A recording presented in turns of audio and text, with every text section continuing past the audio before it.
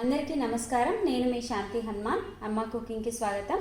ఎవరైనా మా channel first time చూస్తున్నట్లయితే సబ్స్క్రైబ్ చేసుకోండి. మా వీడియోస్ మీకు నచ్చితే లైక్ చేయండి, షేర్ కూడా చేయండి. ముందుగా అందరికీ హ్యాపీ ఇండిపెండెన్స్ డే అండి. ఈ ఇండిపెండెన్స్ డే సందర్భంగా ఆ ఫ్లాగ్లో ఉన్న 3 కలర్స్తోనే నేను ఏదైనా రెసిపీ చూపించాలని చాలా ఆలోచించి ఇది డిసైడ్ చేశానండి. చాలా బాగా వచ్చింది కూడా. ఎవరికైనా సరే మామూలు రెసిపీనే వెరైటీగా చూపిస్తే చాలా ఇంట్రెస్టింగ్గా చేసుకోవాలని అనిపిస్తుంది కదా. అందుకే నేను ఇవాళ ఇది ట్రై చేశాను. మీకు అందరికీ నచ్చుతుందనే అనుకుంటున్నాను. అమ్మ చేతి కమ్మదనం మా వంటల ద్వారా మీ చేతిలో అని మేము ప్రతి వీడియోలో చెప్తూ ఉంటాం కదండి. ఆ కమ్మదనం రావాలి అంటే మీరు మేము చెప్పింది స్టెప్ బై స్టెప్ ఫాలో అవ్వండి. ఖచ్చితంగా కమ్మదనం మీ చేతిలో ఉంటుంది. ఇది మా గ్యారంటీ అండి. మరి తిరంగా బర్గర్ చేయడానికి ఏమేం కావాలో ఎలా చేయాలో చూసేద్దామా.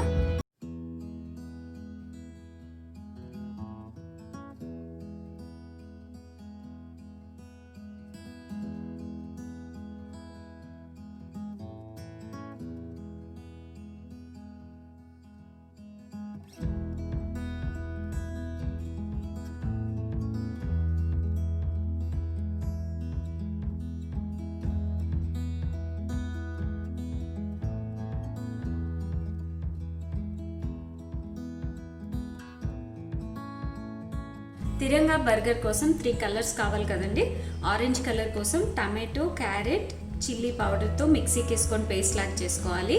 వైట్ కలర్ కోసం పన్నీర్, గ్రేటెడ్ పన్నీర్ తీసుకున్నాను. గ్రీన్ కలర్ కోసం గ్రీన్ చిల్లీస్, పాలక్ కలిపి మిక్సీకి వేసుకోవాలి.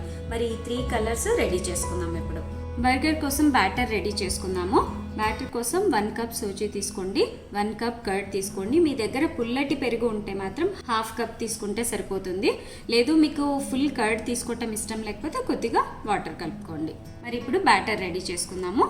ఫస్ట్ పెరుగుని చిలకండి, వాటర్ వేయొద్దండి. అవసరం ఉంటే వేసుకుందాం వాటర్. ఇప్పుడు ఒక దాంట్లో సూజీ వేసుకోండి. ఇప్పుడు కర్డ్ వేయండి. ఇప్పుడు ఒక 1/2 టీ స్పూన్ సాల్ట్ వేసుకొని బాగా మిక్స్ చేయండి.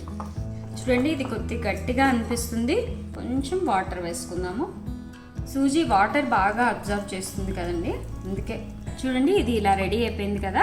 దీన్ని క్లోజ్ చేసి ఒక 15 మినిట్స్ అలాగే పెట్టేయండి. ఇది రవ్వ కలిపి పెట్టి ఒక 15 మినిట్స్ అయిందండి.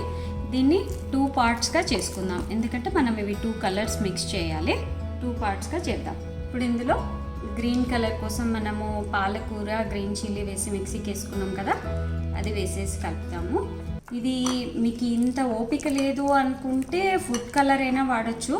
ఇలా చేసుకోవటం వల్ల చాలా హెల్తీగా తినొచ్చు మనము. ఇప్పుడు ఆరెంజ్ కలర్ రెడీ చేసుకుందాము.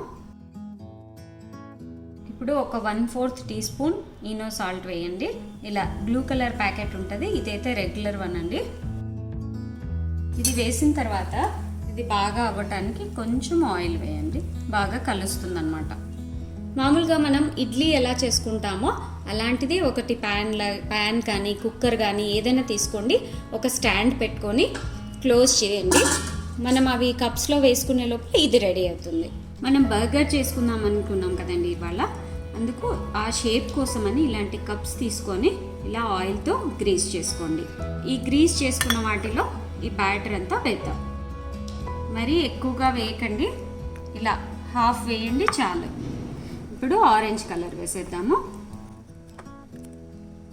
ఇప్పుడు వాటర్ బాయిల్ అవుతున్నాయి కదండి. ఇప్పుడు మనం జాగ్రత్తగా ఇవి పెట్టేయండి.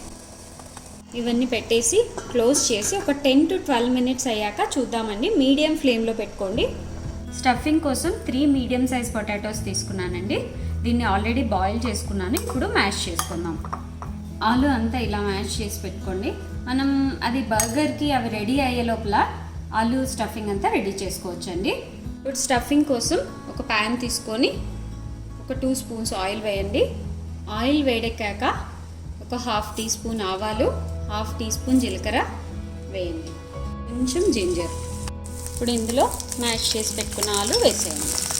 ఇప్పుడు ఒక 1/2 టీ స్పూన్ గరం మసాలా వేయండి. ఒక 1/2 టీ స్పూన్ సాల్ట్. మీరు ఇంకా కొంచెం స్పైసీగా తింటారు అనుకుంటే కొద్దిగా కారం వేసుకోవచ్చు.